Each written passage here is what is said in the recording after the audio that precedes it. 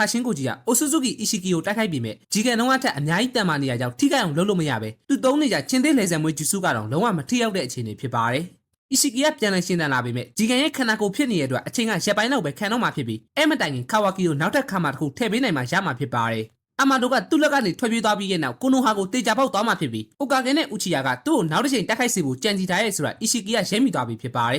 အဲဒါကြောင့်ပဲခါရှင်းကိုကြီးရဲ့တာဝန်ကသူ့ကိုဂျီကန်ရဲ့ကိုယ်လေးကနေဆွဲထုတ်နိုင်မှုဖြစ်ပြီးအဲ့ဒါပြီးရနဲ့တေးရတော့မဲ့အတုံးချခံတက်တက်ပဲဖြစ်တဲ့အကြောင်းအီရှီကီကပြောပြလိုက်ပါတယ်အမာတိုကလည်းတရဝင်ကိုနိုဟာရွာသားတယောက်ဖြစ်သွားပြီမြဲနေရီတိုနဲ့ရှီခါမာရူတို့ရဲ့ခွင့်ပြုချက်မရှိပဲရွာတွေကနေထွက်မယ်ဆိုရင်တော့အဲ့ဒီသဘောတူညီချက်ကပျက်စီးသွားမှာဖြစ်ပါတယ်အဲ့ဒါအပြင်ခါတာဆုကေရဲ့ကြီးကြပ်မှုအောက်ကသူတေသနာဌာနမှာအမာတိုတီးရဲ့နီးပညာတွေအားလုံးကိုချွင်းချက်မရှိလွှဲပြောင်းပေးရမယ့်ကိစ္စကိုလည်းသဘောတူပေးလိုက်ပြီးအစတည်းကရှီခါတိုင်းလေဘင်းမှာတက်ထားတာကဘုံမဟုတ်ပဲအမာတိုကတာမန်လေဘက်တစ်ခုကိုချင်းချဖို့အသုံးပြုခဲ့တာဖြစ်ပါတယ်ခါရှင်းကိုကြီးကအီရှီကီကိုမနိုင်မှအမာတိုကတိနေရဲ့ပြင်လောလောဆယ်အီရှီကီရဲ့ပြစ်မှတ်ကခါဝါကီကိုနောက်တစ်ချိန်ခါမှထည့်ပေးနိုင်မှုဖြစ်လို့နေရီတိုနဲ့ဆာစကေအတူသွားတိုက်မယ်ဆိုရင်တော့သူကထိတ်တဲ့ရင်ဆိုင်မှာမဟုတ်ပဲခါဝါကီရှိတဲ့ကိုနိုဟာကိုပဲတန်းနေအောင်လာမှာဖြစ်တဲ့အတွက်ရွာထဲကလူတွေကိုအရင်ဆုံးဘေးကင်းစီဖို့ဆောင်ရွက်ရမှာဖြစ်ပါတယ်အကိစ္စအတွက်ဆိုင်ကိုတာဝန်ပေးလိုက်ပြီးခါဝါကီကိုလည်းအီရှီကီရှင်းတန်နေမဲ့ရပ်ပိုင်းအတွင်းလုံခြုံအောင်ကာကွယ်ပေးကြရမယ့်အပြင်ခါဝါကီကခါမှပြန်အထက်ခံလိုက်ရပြီဆိုတာနဲ့သူတို့တွေအားလုံးတေချာပေါက်ရှုံးနေမှာဖြစ်တဲ့အကြောင်းအာမာတိုကပြောပြလိုက်ပါတယ်ခါရှင်းကိုကြီးကလည်းဂျီကန်ကိုအနိုင်ယူနိုင်ဖို့ Sage Mode ကိုဖွင့်လိုက်ပြီးမြဲသူ့ရဲ့ Fast Style တက်ကွက်အားလုံးကိုအီရှီကီကဆုပ်ယူနေပြီးဆူကူနာဟီကိုနာကမြင်တဲ့အရာကိုပဲချုံးပစ်နိုင်တာဖြစ်လို့သူမမြင်ရအောင်မီးတွေနဲ့ကာဝယ်လိုက်ပါတယ်ပြီးရင်တော့မီးတောက်တွေမရှိတော့တဲ့အချိန်မှာအေယာမရာစင်ကန်နဲ့ပြန်ပေါ်လာပြီးဆုပ်ယူဖို့အချိန်မမီအောင်ညှက်တိုက်ဖို့လုပ်ပြီးမြဲအီရှီကီကသူ့ချုံထားတဲ့တိုင်တွေနဲ့ဖိချလိုက်ပါတယ်အဲအကြောင့်ပဲဘယ်ဘက်လက်နဲ့ခြေထောက်ကကြိုးကြေကုန်ပြီဖြစ်ပြီးအီရှီကီရဲ့ဂျူဆူကသူ့ချုံထားတဲ့အရာတွေကိုအချိန်မစည်းစင်းနဲ့တခြား dimension တစ်ခုမှာတင်ထားတာဖြစ်လို့အချိန်မရွေးမူလအရွယ်အစားကိုပြန်ထုတ်နိုင်တာဖြစ်ပါတယ်အီရှီကီကတော့ခါရှင်းကိုကြီးကသူ့ကိုမနိုင်မှန်းသိရနဲ့တက်ခိုက်ခံခဲ့တာကြောင့်သူတို့နှစ်ယောက်လုံးပေါ်အာမာတိုကလူလဲကျသွားတာဖြစ်တဲ့အကြောင်းပြောနေတဲ့အချိန်မှာပဲခါရှင်းကိုကြီးကနောက်ဆုံးကျန်တဲ့အင်အားနဲ့စစ်ကော်ဂျူဆူကိုတုံးပြီးထွက်ပြေးနိုင်ခဲ့လိုက်တာဖြစ်ပါတယ်အဲအကြောင်းပဲအီရှီကီကခါဝါကီစီကိုတန်းသွားတော့မှဖြစ်ပြီးတစ်ဖက်မှာလည်းအဲ့အခြေအနေကိုတွက်ဆက်ထားတဲ့နိုင်ရီတို့ကသူတို့တက်ခိုက်နေကြတဲ့အချိန်ဘိုရူတိုကိုဝင်မပါဖို့ပြောနေရတာဖြစ်ပါတယ်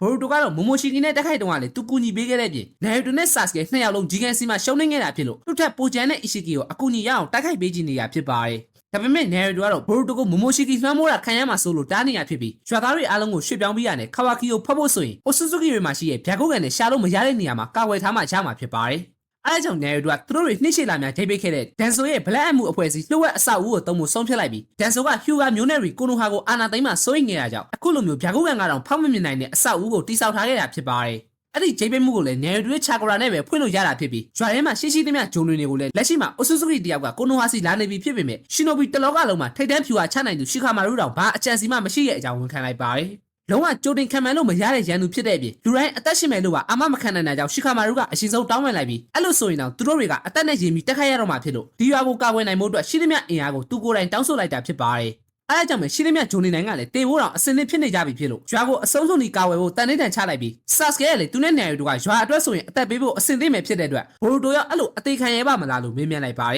်ပြီးခဲ့တဲ့တိုက်ပွဲမှာဘိုရူတိုစီကနေမိုမိုရှီကီထွက်ပေါ်လာခဲ့တာဖြစ်လို့ခါမိုင်းစနစ်ကအတော်လေးအသက်ဝင်နေပြီဖြစ်တဲ့အကြောင်းပြောနေတဲ့အချိန်မှာပဲအိုဆူဇူကီအီရှီကီကကိုနိုဟာကိုရောက်လာခဲ့ပြီဖြစ်ပါတယ်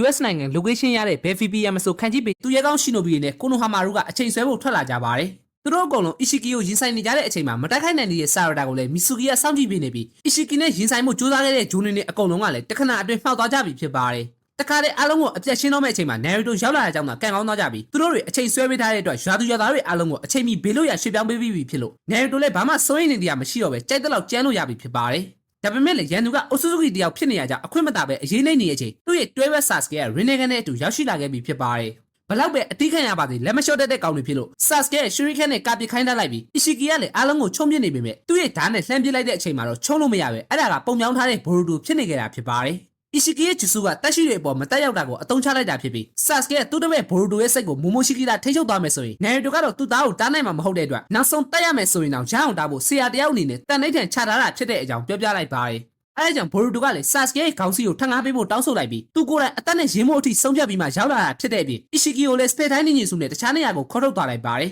ယ်ဆာစကေကလည်းဘိုရူတိုရဲ့ချာကရာနောက်လိုက်လာတဲ့အတွက်ဘယ်နေရာကိုရောက်လာမှန်းတော့မသိပေမဲ့ဒီနေရာမှာဆိုရင်ရွာကိုထိခိုက်မှစိတ်မပူရပဲမီးကုန်ရန်ကုန်တီးလို့ရပြီဖြစ်တဲ့အကြောင်းပြောပြလိုက်ပါတယ်အီရှီကီရဲ့တက်တန်က2ရက်လောက်ပဲခံတော့မှဖြစ်တဲ့အတွက်ဒီနေရာကနေအချိန်မပြည့်ခင်ထွက်သွားလို့မရအောင်တားကြရမှာဖြစ်ပေမဲ့အိုဆူဇူကီဖြစ်နေရကြောင်းလွယ်တော့မလွယ်ပဲဆာစကေအဖြတ်ဆွမ်းကြီးလာပါတယ်ဆိုတဲ့ချီတိုရီကိုတော့အေးအေးဆေးဆေးတားပြလိုက်တာဖြစ်ပါတယ်အီရှီကီကသူတယောက်တည်းစပယ်တိုင်းညင်စုနဲ့ပြန်သွားရင်လည်းအနှောက်အယှက်တွေကလိုက်လာအောင်မှဖြစ်လို့ဒီနေရာမှာအပြတ်ရှင်းဖို့ပဲဆုံးဖြတ်လိုက်ပြီးခါဝါကီကလည်းသူ့ကိုယ်ရဲ့ကိုခါမှပြန်ထည့်ပေးလိုက်တယ်ဆိုတဲ့အိမ်မက်ကနေနိုးလာခဲ့ပြီဖြစ်ပါတယ် ခါဝါကီမေလဲနေတော့ဖြစ်သွားတဲ့ကိစ္စတွေကိုအာမာဒိုကပြပြပေးလိုက်ပြီးရှီကာမာတို့ကလည်းအီရှီကီနဲ့နိုင်ရီတို့တခြားဒမန်ရှိတစ်ခုမှတိုက်ခိုက်နေကြတာဖြစ်တဲ့အကြောင်းပြောပြလိုက်ပါတယ်ခါဝါကီကချက်ချင်းထားလိုက်သွားဖို့လုပ်ပြီးမြဲသူ့လက်မှာခါမာကရှိမနေတော့ပဲအီရှီကီကသူ့မသိခင်နောက်ထပ်ခါမာတစ်ခုထည့်ပေးခြင်းနေရဖြစ်တဲ့အကြောင်းမှသိလိုက်ရပါတယ်အီရှီကီကနောက်ထပ်2ရက်လောက်ပဲအသက်ရှင်တော့မှဖြစ်လို့အဲ့မတိုင်ခင်သူ့ကိုဒီနေရာမှာပဲပုံနေရမယ့်အကြောင်းရှင်းပြလိုက်ကြပြီးတစ်ဖက်မှာလည်းနိုင်ရီတို့ကအီရှီကီကိုလုံးဝထိမ့်မနေတော့ပဲအားရပါရလိုက်ချပေးမယ်အဆင်မပြေတဲ့အတွက်ရှယ်ရိုကလုံးဂျူဆူကိုထုတ်သွင်းလိုက်ပါတယ်စက်တိုက်အာယုံလွှဲပေးထားတော့မှထုံးစံအတိုင်းသူ့ညီနောင်ဘာလုပ်မယ်ဆိုတာကိုသဘောပေါက်တဲ့အတွက်ဖမ်းချုပ်ပေးလိုက်ပြီးမြဲရုတ်တရက်သူတို့ရဲ့အဖေကနေလေးလံနဲ့ကုပတုံးတွေကျလာတဲ့အကြောင်း2ယောက်သားအသေးအတန်ရှောင်လိုက်ရတာဖြစ်ပါ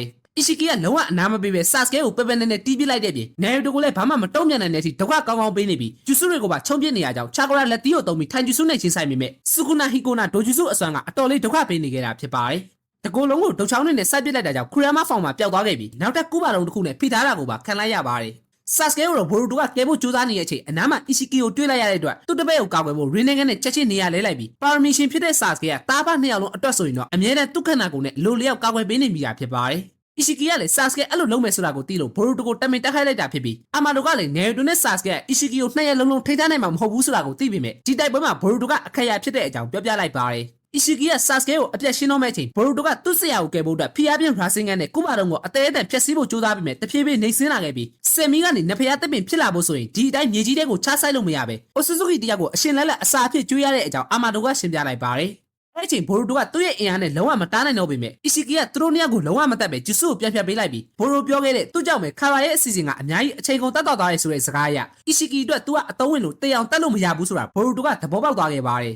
အဲ့ကြောင့်ပဲသူ့ကိုယ်သူခုနိုင်နဲ့ထောက်လိုက်ပြီးဒီယိုလာကလေးကသူ့အသက်ကိုဆွန့်လွတ်ဖို့ဒီတန်နေချန်ချထားပြီးသားဖြစ်လို့သူ့လည်းဘင်းကိုပြန်ထိုးလိုက်ပေမဲ့အီရှီကီကစူကူနာဟီကိုနာနဲ့ချုံပြလိုက်ပါတယ်ဆာစကဲကအီရှီကီတက်တန်းကုန်တဲ့အထိအချိန်ဆွဲထားဖို့ပြောနေရုံမှာပဲဗစက်ပိတ်ခံလိုက်ရပြီးဆယ်မီကနေနဖျားတစ်ပင်ပြောင်းဖို့အတွက်အိုဆူဇူကီတယောက်ကအစားခံရတာကြောင့်ဂျိုတစ်ခုစီကိုအိုဆူဇူကီ2ယောက်တွဲလာကြတာဖြစ်တဲ့အကြောင်းအာမာဒိုကရှင်းပြလိုက်ပါတယ်သူတို့အသက်ကိုစရေရတယ်ဆိုပေမဲ့အိုဆူဇူကီတွေကခါမရှိတဲ့ရွေပြန်ရှင်းတန်နိုင်တဲ့အတွက်အစားခံရမဲ့သူကကိုတဲကုန်းကိုမသိခင်မှာတည်းကကြိုတင်ပြင်ဆင်ထားတတ်ကြတာဖြစ်ပါတယ်ခါကူယာကအီရှီကီတဲ့တဆင်းနေတဲ့အိုဆူဇူကီဖြစ်လို့ဆယ်မီစီမှာအစားခံရမှာဖြစ်ပေမဲ့ခါကူယာကဘာကြောင့်မှမသိတစ္ဆာထားပေါက်လို့အစီအစဉ်ပြတ်ခဲ့ရတာဖြစ်ပြီးကံကောင်းထောက်မစွာအသက်ရှင်နေခဲ့တဲ့အီရှီကီကတော့အဲ့ဒီအကြံကိုသူတယောက်တည်းဆက်လက်အကောင့်ထဲပေါ်နေခဲ့တာဖြစ်ပါတယ်မူလအစီအစဉ်ကတော့ဂျီကန်ရဲ့အိုဆူဇူကီခန္ဓာကိုယ်ဆယ်မီစီကျွေးပြီးသူကခါဝါကီရဲ့ကိုယ်နဲ့ပြန်လဲရှင်းတာမှာဖြစ်ပေမဲ့ခုလက်ရှိမှာတော့စရေကန်ဂျီကန်မရှိတော့တဲ့အတွက်အီရှီကီကမိုမိုရှိကီရဲ့ဖက်ဆယ်ဖြစ်တဲ့ဘိုရူတိုကိုဆယ်မီစီကျွေးခြင်းလို့အသေးသက်လို့မရတာဖြစ်ပါတယ်ဒါပေမဲ့အသက်ရှင်နေရဆိုုံနဲ့ရပြီဖြစ်လို့ဘိုရူတိုရဲ့လက်နဲ့နန်ယိုတွေကိုချိုးပစ်လိုက်ပြီးချာကိုရာတစ်သီးဆိုတာကလည်းအပင်ကောင်းမှအသီးကောင်းကိုရမှာဖြစ်လို့မြေဩဇာကောင်းမွန်တဲ့လူတွေအတွက်ပြေးဝတဲ့အစာအာဟာရဖြစ်အိုနာကျိုးကန်းချီကန်အစာငယ်ရွယ်ပြီးကျမ်းမာတန်ဆွမ်းတဲ့ဘိုရူတိုကိုရွေးချယ်လိုက်မယ်ဆိုရင်တစ်ပင်နဲ့အသီးကပုံမတန်မာစွာဖြစ်ထွန်းသွားမှာဖြစ်ပါတယ်ဒါပေမဲ့လေဘိုရူတိုအပြင်နိုင်ရီတိုရဲ့ဆာစကဲပါကြာရှုံးသွားမယ်ဆိုရင်တော့မျှော်လင့်ချက်ရှိမှာမဟုတ်တော့ပဲဒါကအာမာဒိုသူကိုယ်တိုင်တွက်ဆထားတဲ့အကောင်းဆုံးနည်းလမ်းတစ်ခုတည်းသောမျှော်လင့်ချက်ဖြစ်လို့ထိုင်ဆူတောင်းနေရုံပဲတက်နိုင်ကြတော့တာဖြစ်ပါတယ်